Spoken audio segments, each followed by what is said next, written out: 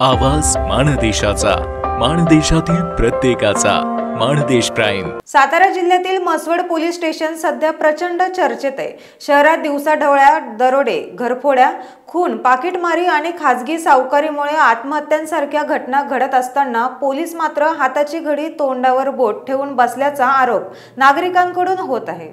2 महिन्यांपूर्वी झालेले 3 दरोडे, महिलांच्या अंगावरचे दागिने चोरणारे चोरटे, तसेच पुळकोटी येथील 65 वर्षीय सुलभा गलंडे यांचा दिवसाढवळ्या गळा चिरून खून, या प्रकरणांचा आजतागयत तपास लागलेलाच नाही. ठसे तज्ञ, गुन्हे अन्वेषण विभाग, डॉग स्क्वॉड यांनी तपास केला, पण आरोपी अद्याप फरार आहेत. याच दरम्यान जांभुळणी येथील खासगी सावकारीच्या जाचाला कंटाळून शेतकरी बाळकृष्ण जानकर यांनी आत्महत्या केली.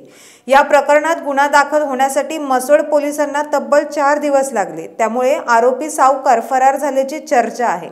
शहरात दरोडे, मटका जुगार, दारू विक्री आणि कोयत्याने फिरणारे टोळके दिवसाढवळ्या बिनधास्तपणे वावरत आहेत. मंदिर, बसस्थानक, शाळा, कॉलेज परिसरात गुन्हेगारी वाढली असून म्हसवड पोलिसांना मात्र या घटनांकडे दुर्लक्ष केल्याचा आरोप नागरिक करत आहेत. म्हसवड पोलीस आणि चोरटे हे नातं इतकं घट्ट झाले की आता गुन्हेगार मोकाट आणि नागरिक भयभीत, असा संतप्त सवाल स्थानिक नागरिकांनी उपस्थित केलाय. जिल्हा पोलीस प्रमुखांनी याकडे गांभीर्याने लक्ष देऊन म्हसवड पोलीस स्टेशनच्या तपासाची दिशा तपासावी, अशी मागणी नागरिकांमधून होत आहे.